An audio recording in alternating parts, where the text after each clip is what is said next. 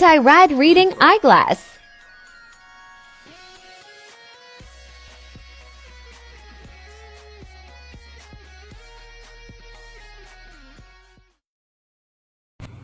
Guys, pay attention habang sinasalang ko itong anti-rad eyeglass na ito mula sa LJY Shop dito sa ating mini blue light flashlight.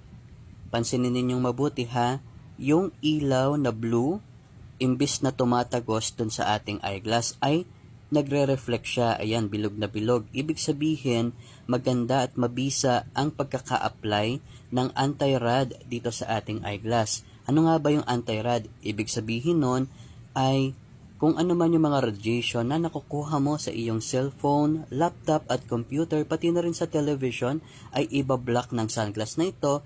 Less stress sa iyong mga mata, mas mapapangalagaan mo pa ang iyong mga mata. At second, ayan, nakikita mo ba yung black na yan sa salamin? Yan yung photochromic feature.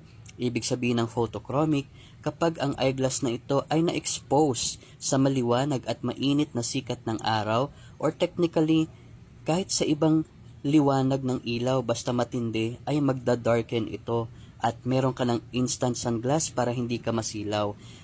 Pansinin nyo rin yung kanyang frame, ang solid niyan. Pwede sa pangmalaking mukha, pwede rin sa pangmaliit na mukha kasi flexible yan. Stainless steel, hindi basta-basta nagtatarnish kahit acidic ka pa. At ang higit sa lahat dyan, replaceable ang lens. So, ibig sabihin, kung hindi na sukat sa mata mo ang lens, pwede mong dalhin sa optical shop ang frame para lagyan ng ibang lens. Saan ka makakakita ng ganitong reading eyeglass na wala pang 200 pesos, napakarami ng functionality, at yes, meron siyang libreng case at pampunas. Dapat alam mo muna ha kung ano ang sukat ng iyong mata bago mo to i-check out. Kaya balikan mo na lang ang video nito dito sa ating shop na Yellow Basket 88. Save to favorite.